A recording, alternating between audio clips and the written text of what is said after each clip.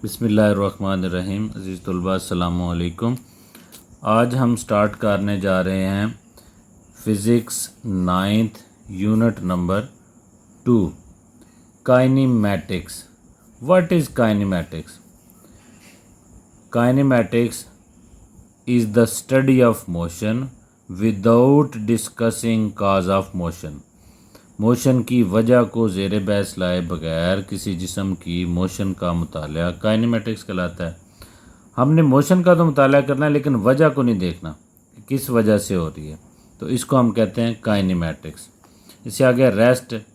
अगर कोई जिस्म अपने गिरदो पेश के लिहाज से अपनी पोजीशन तब्दील ना करे तो वो रेस्ट में होता है, तो इसी तरह वो पोजीशन तब्दील करे तो मोशन में होगा। जस्ट इतनी सी बात, इन दो डेफिनेशन में फ़र्क है। पोजीशन तब्दील ना करे अपने सराउंडिंग के लिहाज से, with respect to their surrounding. अगर पोजीशन तब्दील ना करे तो रेस्ट में है, पोजीशन तब्दील करे तो मोशन में है। मोशन की अक़साम। ट्रांसलेटरी मोशन है। ट्रांसलेटरी मोशन की आगे 3 किस्में हैं। लीनियर मोशन, सीधी लाइन में हरकत। सर्कुलर मोशन, सर्कल में। रैंडम, ये आगे पढ़ते हैं हम। रोटेटरी मोशन और वाइब्रेटरी मोशन। मोशन की 3 अक़साम हैं, ट्रांसलेटरी, रोटेटरी, वाइब्रेटरी। आगे से इसकी 3 ब्रांचेज हैं। ट्रांसलेटरी मोशन क्या होती है? ट्रांसलेटरी मोशन होती है जी, ट्रांसलेटरी मोशन में कोई जिस्म घूमे बगैर एक ऐसी लाइन में हरकत करता है जो सीधी भी हो सकती है और दायरा नुमा भी। यानी कि इसमें ऐसे गोल गोल बॉडी नहीं घूमेगा, सीधा जाएगा, बेशक सर्कल में जाए, ऐसे जिगजैग जाए या फिर सीधी लाइन में जाए, तो उसकी मोशन को हम ट्रांसलेटरी मोशन कहेंगे। ट्रांसलेटरी मोशन की अक़साम है। लीनियर मोशन, नाम से ही ज़ाहिर है, लीनियर लाइन में, सीधी लाइन में या ख़त मुस्तकीम में हरकत को लीनियर मोशन कहते हैं।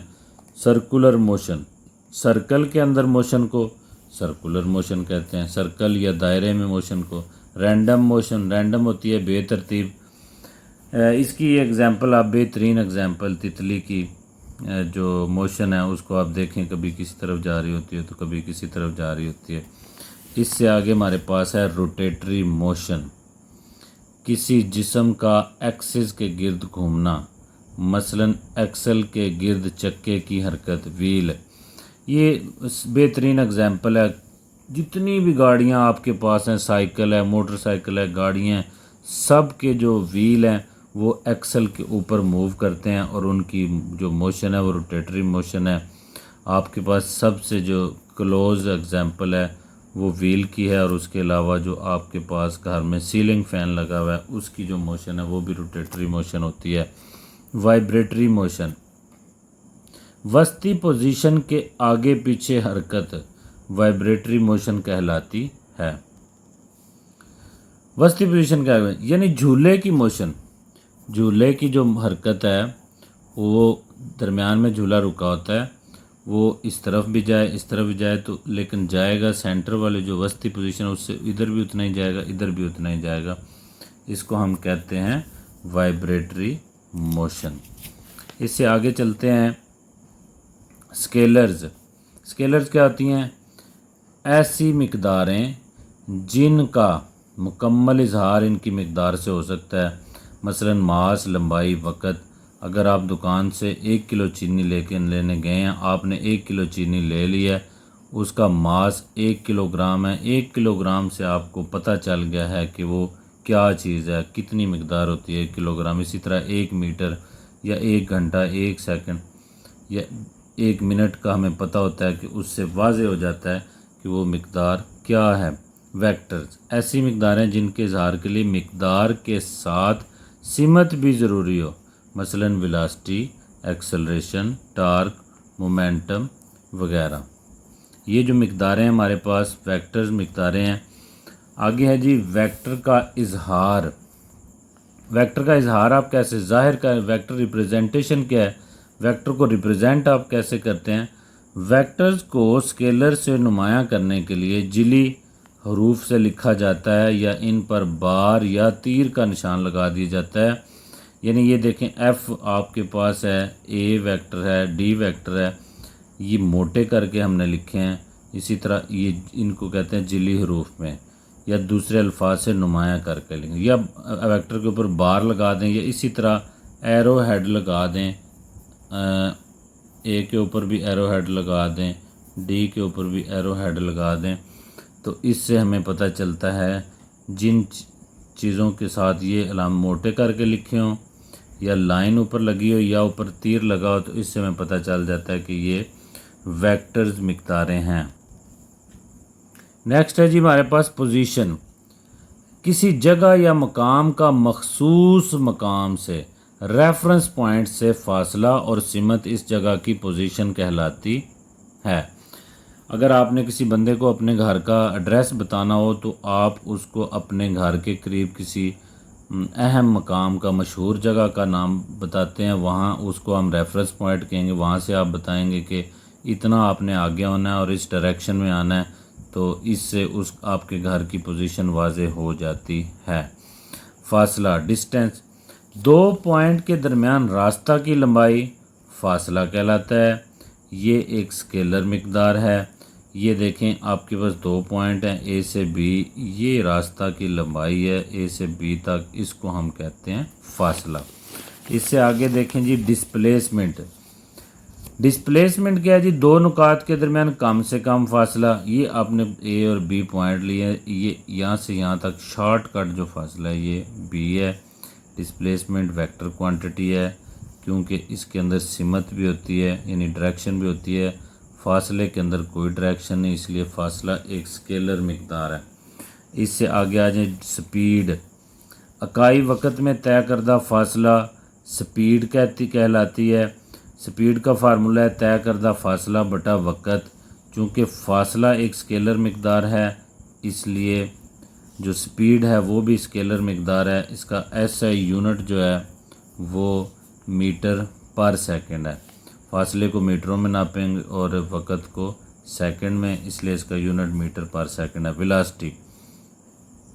वेलोसिटी डिस्प्लेसमेंट में तब्दीली की शरह को वेलोसिटी कहते हैं।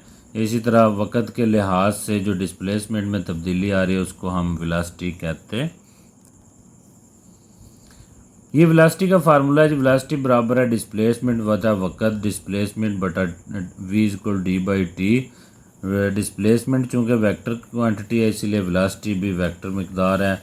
इसका एसआई यूनिट जो है वो उसी तरह मीटर पर सेकंड है, क्योंकि फासले को भी हम मीटरों में नापते हैं और डिस्प्लेसमेंट को भी, लिहाजा दोनों का वेलोसिटी और स्पीड का यूनिट सेम ही है।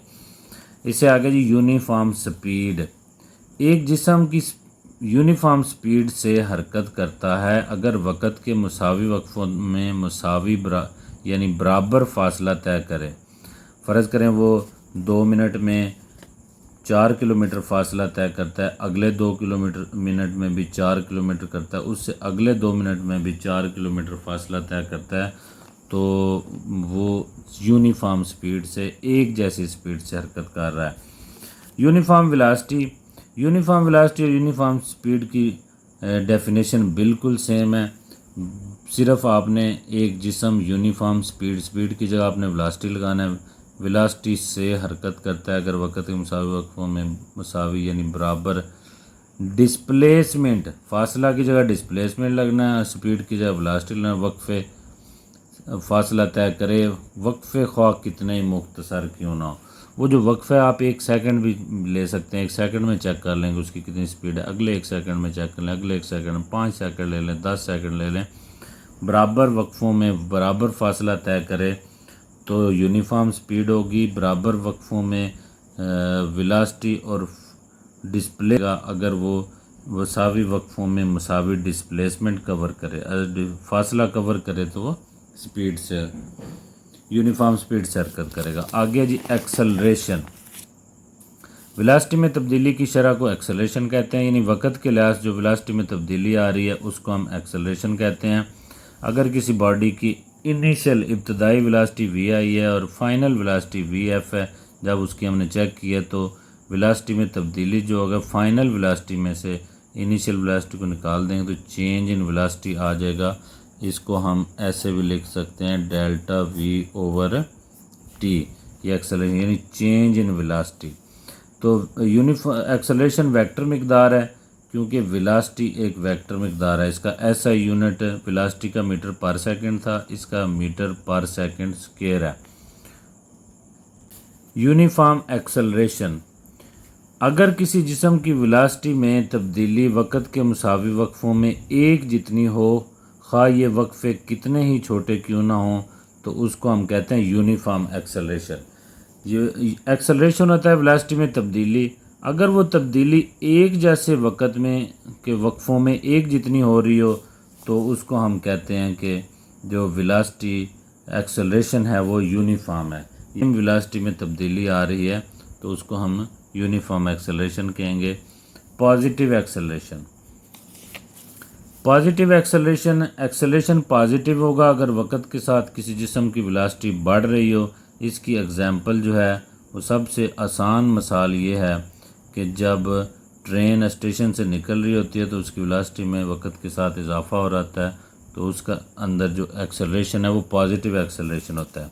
नेगेटिव एक्सेलरेशन नेगेटिव होगा अगर किसी जिस्म की वेलोसिटी वक़्त के साथ कम हो रही हो, यानी जब ट्रेन स्टेशन के अंदर दाखिल हो रही होती है रेलवे स्टेशन के अंदर, तो वो उसकी वेलोसिटी उसने रुकना होता है, वेलोसिटी कम हो रही होती है तो उसका एक्सेलरेशन नेगेटिव होता है। नेगेटिव एक्सेलरेशन के दो और नाम भी हैं, रिटार्डेशन और डीसेलरेशन।